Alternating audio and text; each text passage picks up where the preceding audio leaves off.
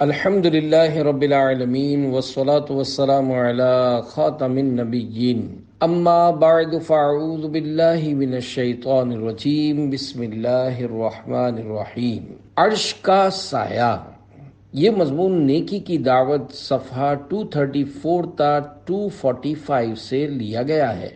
دعائے عطار، یا رب المصطفیٰ، جو کوئی 17 صفحات کا رسالہ عرش کا سایہ پڑھ یا سن لے، اسے قیامت کی سخت گرمی میں عرش کا سایہ نصیب فرما کر اپنے راضی ہونے کی خوشخبری عنایت فرما۔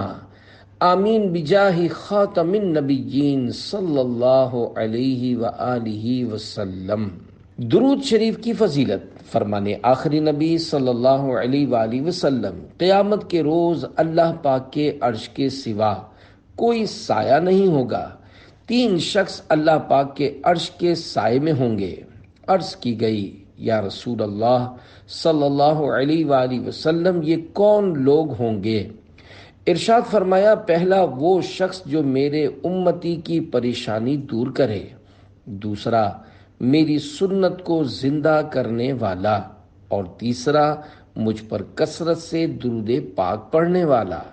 دین کا قطب اعظم، حجت الاسلام، حضرت سیدنا امام ابو حامد محمد بن محمد غزالی رحمۃ اللہ علیہ فرماتے ہیں، نیکی کا حکم دینا اور برائی سے روکنا دین کا قطب اعظم ہے، یعنی ایسا اہم رکن ہے کہ اس سے دین کی تمام چیزیں وابستہ ہیں۔ اسی اہم کام کے لیے اللہ پاک نے تمام انبیاء کرام علیہم السلام کو مبعوث فرمایا، یعنی بھیجا۔ عرش کا سایہ ملے گا۔ پیارے پیارے اسلامی بھائیوں، میدان محشر کے ہولناک ماحول میں کہ جس دن عرش الہی کے سائے کے علاوہ کوئی سایہ نہ ہوگا، اس دن اللہ پاک اپنے جن مطیع و فرما بردار خاص بندوں کو عرش عظیم کے سائے میں جگہ اور جنت الفردوس میں داخلہ عطا فرمائے گا۔ ان خوش نصیبوں میں نیکی کی دعوت دینے اور برائی سے منع کرنے والے اسلامی بھائیوں اور اسلامی بہنوں کا بھی شمول ہوگا۔ چنانچہ اللہ پاک نے حضرت سیدنا موسیٰ کلیم اللہ علیہ السلام کی طرف وحی فرمائی کہ جس نے بھلائی کا حکم دیا اور برائی سے منع کیا اور لوگوں کو میری اطاعت یعنی فرما برداری کی طرف بلایا، قیامت کے دن میرے عرش کے سائے میں ہوگا۔ صلو علی الحبیب صلی اللہ علی محمد۔ سورج 1 میل پر ہوگا۔ پیارے پیارے اسلامی بھائیوں، جب قیامت کا دن ہوگا اور سورج 1 میل پر رہ کر آگ برسا رہا ہوگا، شدت پیاس سے زبانیں باہر نکل پڑی ہوں گی، لوگ پسینے میں ڈبکیاں کھا رہے ہوں گے۔ عرش کے سائے کی صحیح معنوں میں اسی وقت اہمیت پتہ چلے گی۔ اس کی طلب اپنے دل میں پیدا کیجئے۔ گرمیوں کی دوپہر ہو اور آپ چلچلاتی دھوپ میں لق و دق صحرا کے اندر ننگے پاؤں چل رہے ہوں، اگر ایسے میں کوئی سائبان یا سائے کی جگہ نظر آ جائے، اس وقت آپ کو کس قدر خوشی ہوگی، اس کا آپ بخوبی اندازہ کر سکتے ہیں۔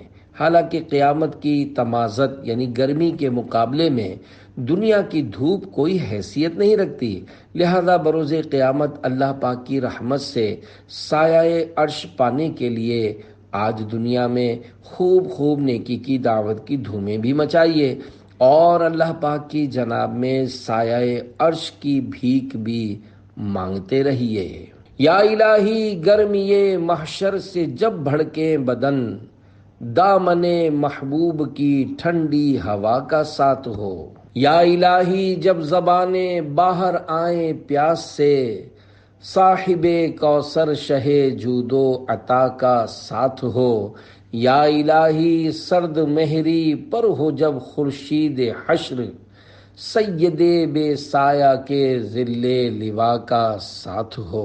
شرح کلام رضا۔ میرے آقا اعلی حضرت رحمت اللہ علیہ کی مناجات کے تینوں اشعار کا نمبر وار خلاصہ ملاحظہ فرمائیے۔ نمبر 1، اے میرے معبود، جب محشر بپا ہوگا اور وہاں کی ہو شربا گرمی سے لوگوں کے بدن تپ اور جل رہے ہوں گے، اس وقت ہم غلامان مصطفیٰ کو اپنے پیارے محبوب صلی اللہ علیہ وآلہ وسلم کے دامن کرم کی ٹھنڈی ٹھنڈی ہوا نصیب کرنا۔ نمبر 2، اے میرے پاک پروردگار، قیامت کی خوفناک تپش اور جان لیوا پیاس کی شدت سے جب زبانیں سوکھ کر کانٹا ہو جائیں اور باہر نکل پڑیں، ایسے دل ہلا دینے والے ماحول میں صاحب جود و سخاوت، مالک کوثر و جنت صلی اللہ علیہ وآلہ وسلم کا ساتھ نصیب کرنا۔ کاش کاش کاش ہم پیاس کے ماروں کو صاحب کوثر صلی اللہ علیہ وآلہ وسلم کے پیارے پیارے ہاتھوں سے کوثر کے چھلکتے جام نصیب ہو جائیں۔ نمبر 3، اے رب کریم، قیامت کے تپتے ہوئے میدان میں کہ جب سورج خوب بپھرا ہوا آگ برسا رہا ہو، ایسی جان گھلانے والی سخت کڑی دھوپ میں جبکہ بھیجے کھول رہے ہوں، ہمارے اس سید و سردار صلی اللہ علیہ وآلہ وسلم جن کا دھوپ میں سایہ زمین پر نہ پڑتا تھا کہ عظیم الشان جھنڈے کا ہمیں سایہ عطا کرنا۔ صلو علی الحبیب صلی اللہ علی محمد۔ اچھائی برائی کا پیشوا۔ پیارے پیارے اسلامی بھائیوں، کسی کو اپنا قائد، پیشوا اور لیڈر بنانے سے پہلے آخرت کے نفع و نقصان کے تعلق سے خوب غور کر لینا چاہیے۔ جو خوش نصیب کسی خدا رسیدہ نیک بندے کو اپنا پیشوا بنائے گا، اس کی باتوں پر عمل کرے گا، وہ بروز قیامت اسی کے ساتھ ہوگا، اور جو بد نصیب دنیا کی رنگینیوں میں بدمست ہو کر دولت و منصب کی ہوس کے سبب برے پیشوا یعنی لیڈر کے پھندے میں پھنس جائے گا اور دنیا میں اس کی باتوں پر چلے گا، تو محشر میں اسی پیشوا یعنی لیڈر کے ساتھ ہوگا۔ ہم سبھی کو قیامت کی رسوائی سے ڈرنا چاہیے۔ دعوت اسلامی کے مکتبۃ المدینہ کے ترجمے والے پاکیزہ قرآن کنز الایمان مع خزائن العرفان صفحہ 539 پر پارہ 15 سورہ بنی اسرائیل آیت نمبر 71 میں اللہ پاک ارشاد فرماتا ہے، یوم ندعو کل اناس بامامہم۔ ترجمہ کنز الایمان، جس دن ہم ہر جماعت کو اس کے امام کے ساتھ بلائیں گے۔ صدر الافاضل حضرت علامہ مولانا سید محمد نعیم الدین مراد آبادی رحمۃ اللہ علیہ اس آیت کریمہ کے تحت فرماتے ہیں، اس امام کے ساتھ بلائیں گے جس کا وہ دنیا میں اتباع یعنی پیروی کرتا تھا۔ حضرت ابن عباس رضی اللہ عنہما نے فرمایا، اس سے وہ امام زمان یعنی اپنے دور کا پیشوا مراد ہے جس کی دعوت پر دنیا میں لوگ چلے، خواہ اس نے حق کی دعوت دی ہو یا باطل کی۔ حاصل یہ ہے کہ ہر قوم اپنے سردار کے پاس جمع ہوگی جس کے حکم پر دنیا میں چلتی رہی، اور انہیں اسی کے نام سے پکارا جائے گا کہ فلاں کے متبعین یعنی اتباع و پیروی کرنے والے۔ نیکی کے امام کا خوش انجام، جن خوش نصیبوں کو تبلیغ و ارشاد اور نیکی کی دعوت کے حوالے سے دنیا میں منصب وجاہت ملا ہوگا اور انہوں نے بصد اخلاص خوش اسلوبی کے ساتھ اپنی ذمہ داری نبھائی ہوگی، ان کے اور نیکی اور بھلائی کے کاموں میں ان کا تعاون کرنے والے مخلصین کے آخرت میں خوب وارے نیارے ہوں گے۔ اس ضمن میں ایک ایمان افروز روایت سنیے اور جھومیے۔ چنانچہ سیدنا کعب رضی اللہ عنہ فرماتے ہیں، نیکی کے امام کو قیامت میں لایا جائے گا اور اس سے کہا جائے گا کہ اپنے پروردگار کے دربار میں حاضری دو، تو وہ حاضری دے گا کہ درمیان سے حجابات یعنی پردے اٹھ جائیں گے، اس کو جنت میں جانے کا حکم ہوگا، وہ جنت میں جا کر اپنی منزل یعنی مقام اور بھلائی کے کاموں میں تعاون کرنے والے دوستوں کی منازل یعنی مقامات دیکھے گا۔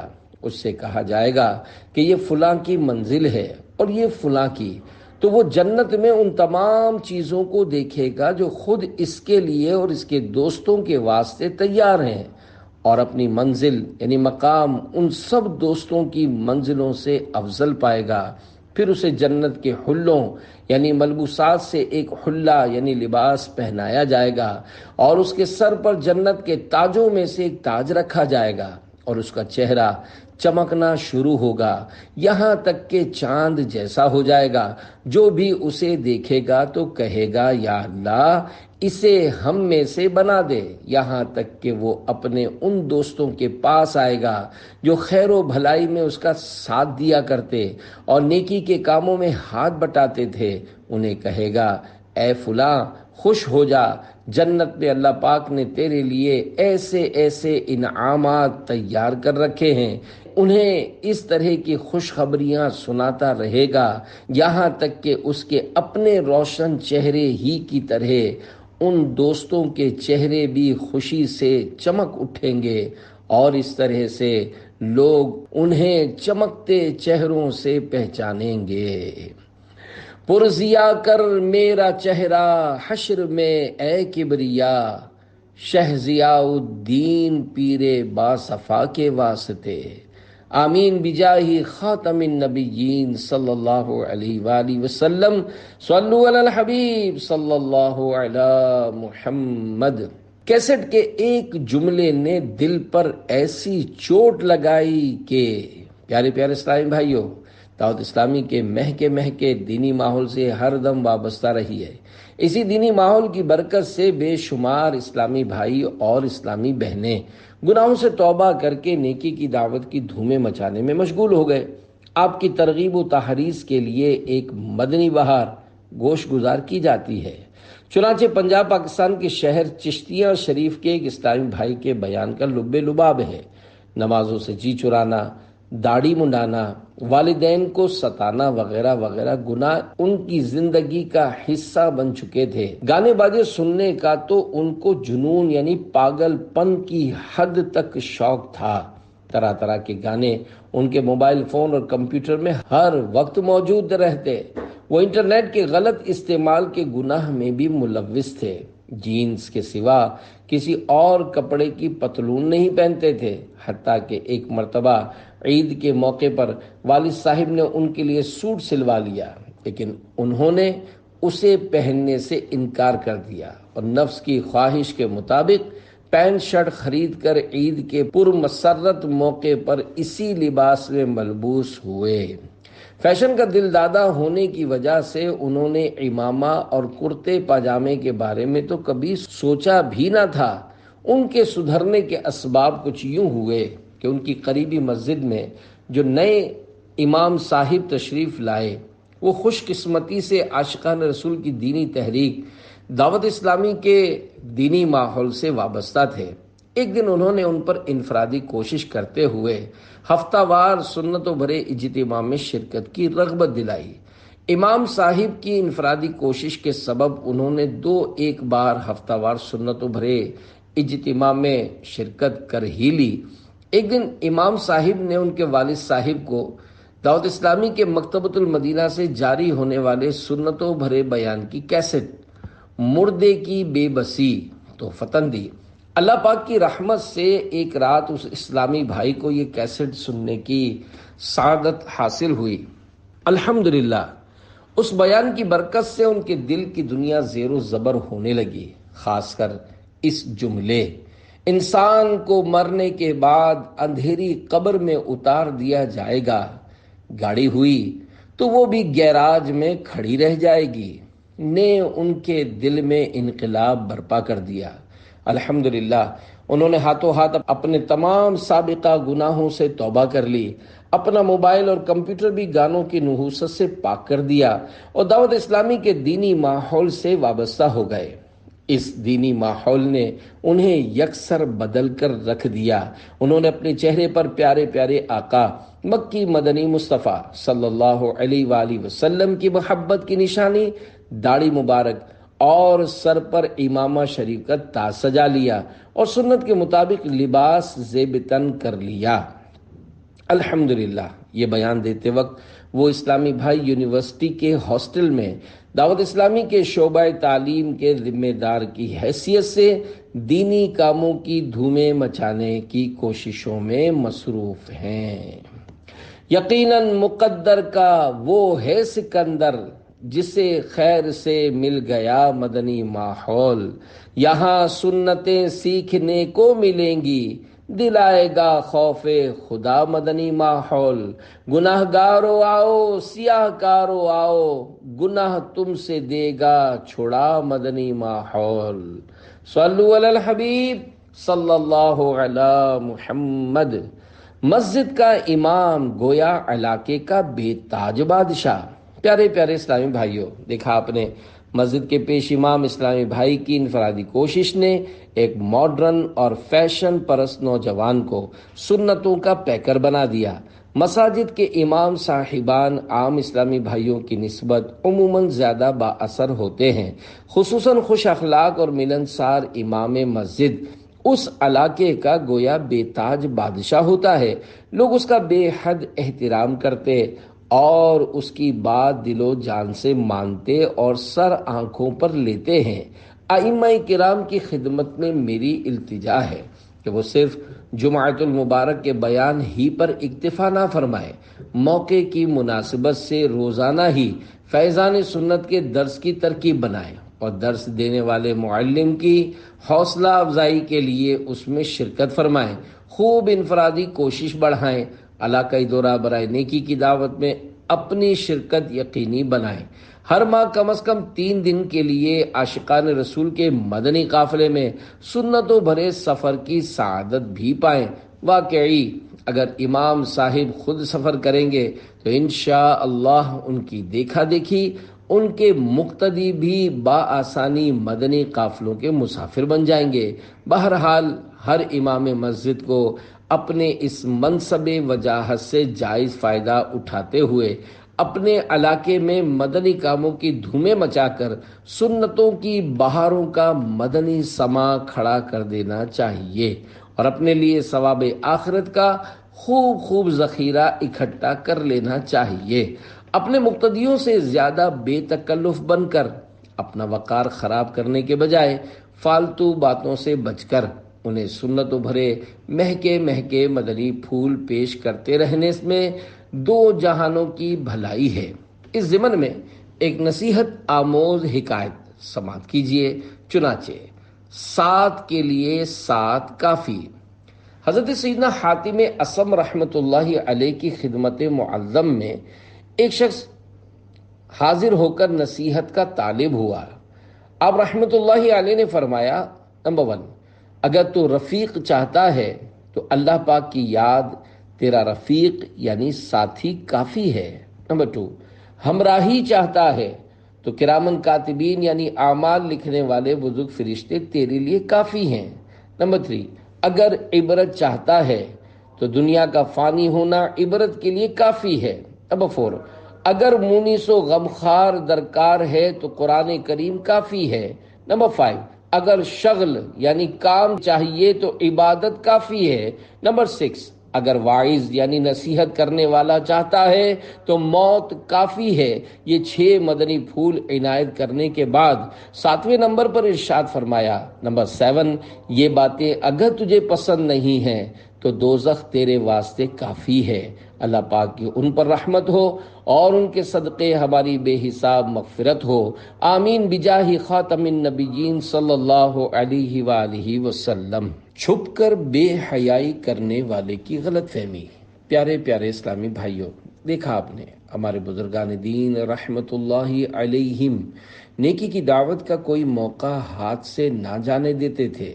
اگر ان سے کوئی نصیحت کا طالب ہوتا تو اس کو آخرت میں کام آنے والے مدنی پھول عنایت فرمایا کرتے تھے۔ واقعی اگر سفر و حضر ہر جگہ یاد الہی کا ساتھ ہو، ہر دم احساس ہو اللہ پاک دیکھ رہا ہے، جیسا کہ پارہ 30 سورۃ العلق کی 14ویں آیت کریمہ میں ارشاد ہوتا ہے، الم یعلم بان اللہ یری، ترجمہ کنز الایمان، کیا نہ جانا کہ اللہ دیکھ رہا ہے۔ تو پھر انسان گناہوں کے معاملے میں خوف زدہ اور چوکنا رہتا ہے، اور ظاہراً اور خفیتاً یعنی پوشیدہ طور پر اللہ پاک اور رسول صلی اللہ علیہ وآلہ وسلم کی نافرمانیوں سے بچتا ہے۔ جو لوگ اپنے ناقص خیال میں چھپ کر برائیاں کرتے ہیں، ان کو یہ بات خوب ذہن نشین کر لینی چاہیے کہ جن خطاؤں کو یہ پوشیدہ سمجھ بیٹھے ہیں، وہ سب کی سب برائیاں اور بے حیائیاں بدیاں لکھنے والا فرشتہ جانتا ہے اور لکھ بھی رہا ہے۔ اگر کسی بندے کو اس بات کا کما حق احساس ہو جائے تو اس کو اس قدر شرمندگی اور ندامت ہو کہ جی چاہے کہ بس ابھی زمین پھٹ جائے اور میں اس میں سما جاؤں۔ پارہ 26 سورہ قوف آیت نمبر 18 میں ارشاد ہوتا ہے، ما یلفظ من قول الا لدیہ رقیب عتید۔ ترجمہ کنز ایمان، کوئی بات وہ زبان سے نہیں نکالتا کہ اس کے پاس ایک محافظ تیار نہ بیٹھا ہو۔ پارہ 30 سورۃ الانفطار آیت نمبر 10 تا 12 میں ہے، وَإِنَّ عَلَيْكُمْ لَحَافِظِينَ كِرَامًا كَاتِبِينَ يَعْلَمُونَ مَا تَفْعَلُونَ۔ ترجمہ کنز ایمان، اور بے شک تم پر کچھ نگہبان ہیں معزز لکھنے والے کہ جانتے ہیں جو کچھ تم کرو۔ مفسر شہیر حکیم الامت حضرت مفتی احمد یار خان رحمۃ اللہ علیہ فرماتے ہیں، پتہ لگا کہ اعمال لکھنے والے فرشتے ہمارے چھپے اور ظاہر عمل کو جانتے ہیں، ورنہ تحریر کیسے کریں؟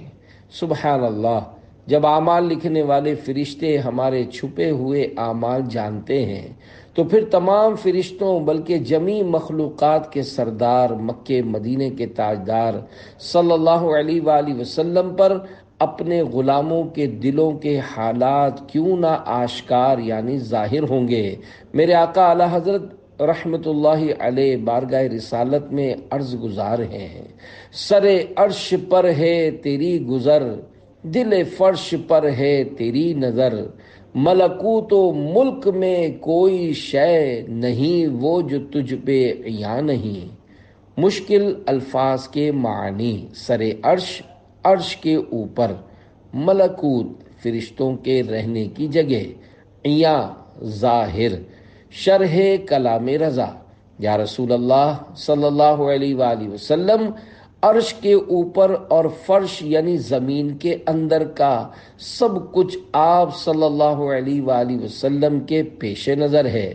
دنیا جہان میں کوئی بھی ایسی شے نہیں جو آپ صلی اللہ علیہ وآلہ وسلم پر ظاہر نہ ہو۔ فرشتے کو رفیق سفر بنانے کا عمل۔ پیارے پیارے اسلامی بھائیوں، جسے دنیا کے بے وفا ہونے کا احساس ہو، ہر دم موت کا تصور بندھا ہو، تلاوت و عبادت اس کا مشغلہ ہو، ذکر و درود کا سلسلہ ہو، تو دونوں جہانوں میں اس کا بیڑا پار ہو جائے۔ مقیم ہو یا مسافر، ہر ایک کو چاہیے کہ وہ فضول بک بک کے بجائے ذکر و درود اور سنتوں بھری پیاری پیاری باتوں میں اپنا وقت گزارے۔ خصوصاً سفر سے متعلق ایک مدنی پھول قبول فرمائیے۔ چنانچہ مصطفیٰ جان رحمت، شمع بزم ہدایت، نوشہ بزم جنت، منبع جود و سخاوت، سراپا فضل و رحمت صلی اللہ علیہ وآلہ وسلم کا فرمان حفاظت نشان ہے۔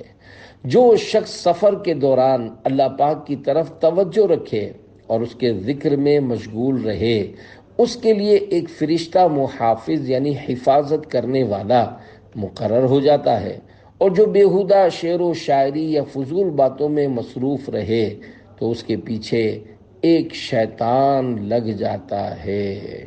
سرور دین لیجئے اپنے ناتوانوں کی خبر، نفس و شیطان سیدہ کب تک دباتے جائیں گے۔ صلو علی الحبیب صلی اللہ علی محمد۔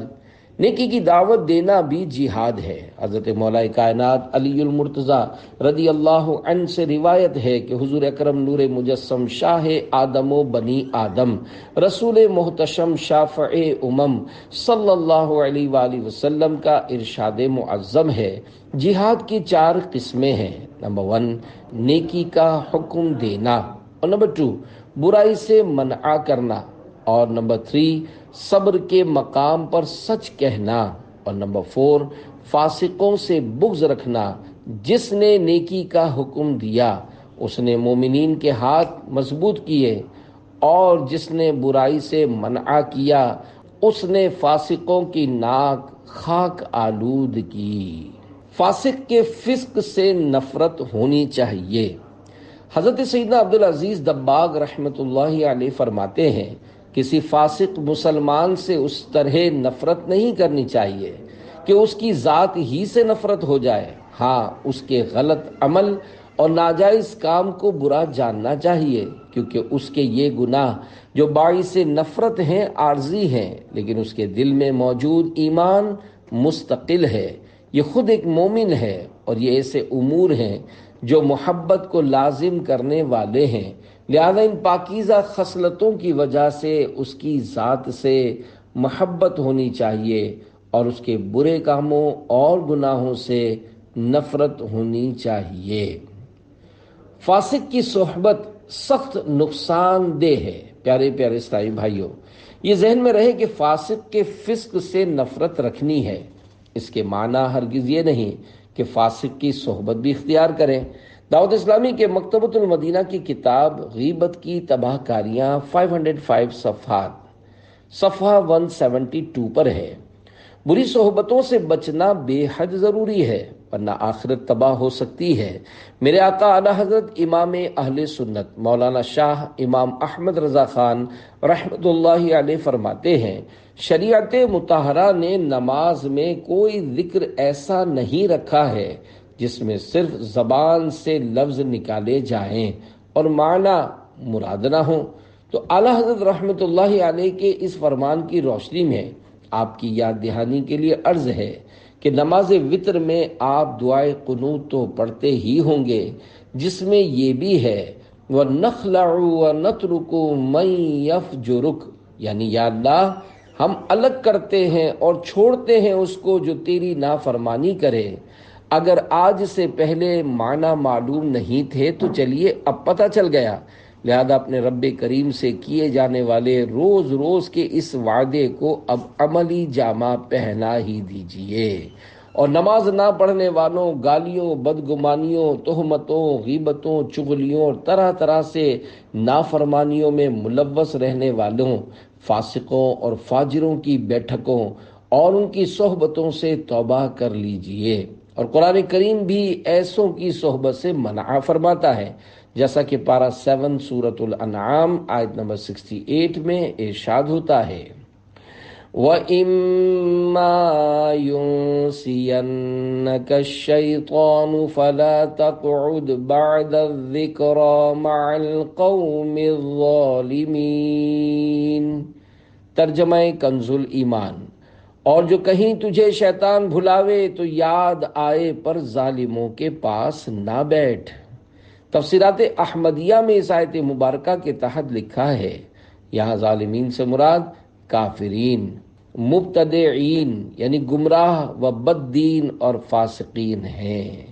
غیبت کی تباہ کاریاں صفحہ 173 پر ہے۔ نیکی کی دعوت دینے کے لیے فاسقوں کے پاس جانا جائز ہے۔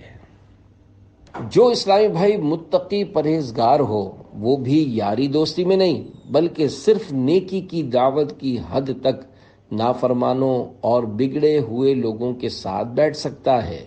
چنانچہ دعوت اسلامی کے مکتبۃ المدینہ کے ترجمے والے پاکیزہ قرآن کنز الایمان مع خزائن العرفان صفحہ 260 پر پارہ 7 سورۃ الانعام آیت نمبر 69 میں رب العباد ارشاد فرماتا ہے، وَمَا عَلَى الَّذِينَ يَتَّقُونَ مِنْ حِسَابِهِمْ مِنْ شَيْءٍ وَلَكِنْ ذِكْرَى لَعَلَّهُمْ يَتَّقُونَ۔ ترجمہ کنزل ایمان۔ اور پرہیزگاروں پر ان کے حساب سے کچھ نہیں، ہاں نصیحت دینا شاید وہ باز آئیں۔ حضرت صدر الافاضل مولانا سید محمد نعیم الدین مراد آبادی رحمۃ اللہ علیہ خزائن العرفان میں اس آیت کریمہ کے تحت فرماتے ہیں، اس آیت سے معلوم ہوا کہ پند و نصیحت اور اظہار حق کے لیے ان کے پاس بیٹھنا جائز ہے۔ امیر اہل سنت دامت برکاتہم العالیہ کی کتاب نیکی کی دعوت کا مضمون یہاں ختم ہوا۔ درج ذیل سوالات امیر اہل سنت کے ملفوظات سے لیے گئے ہیں، جنہیں موضوع کی مناسبت سے یہاں شامل کیا جا رہا ہے۔ اللہ پاک کو اوپر والا کہنا کیسا؟ سوال: کیا یہ کہہ سکتے ہیں کہ اللہ پاک اوپر ہے؟ جواب: اللہ پاک جگہ سے پاک ہے، لہذا یہ نہیں کہہ سکتے کہ اللہ پاک اوپر ہے یا نیچے ہے یا دائیں یا بائیں ہے۔ بعض لوگ بولتے ہیں کہ اللہ پاک آسمان پر رہتا ہے، اور کوئی بولتا ہے کہ عرش پر رہتا ہے، حالانکہ اللہ پاک کے لیے کوئی مکان یعنی ٹھہرنے، قیام کرنے اور رکنے کی جگہ ہو، ایسا کوئی معاملہ نہیں ہے۔ اللہ پاک کا کوئی بدن نہیں اور وہ جسم و جسمانیت سے پاک ہے۔ یہ کہنا کہ اللہ پاک اوپر ہے، اسے علماء نے کفر لکھا ہے۔ اللہ پاک کی ذات کے تعلق سے اس طرح کے مسائل سمجھنے کے لیے دعوت اسلامی کے مکتبۃ المدینہ کی کتاب کفریہ کلمات کے بارے میں سوال جواب کا مطالعہ کیجیے۔ انشاءاللہ آپ کا ایمان تازہ ہو جائے گا اور آپ کو سینکڑوں نہیں بلکہ ہزاروں ایسے کفریات کا پتہ چل جائے گا جو آج کل لوگوں میں رائج ہیں۔ گما سے گزرنے والے۔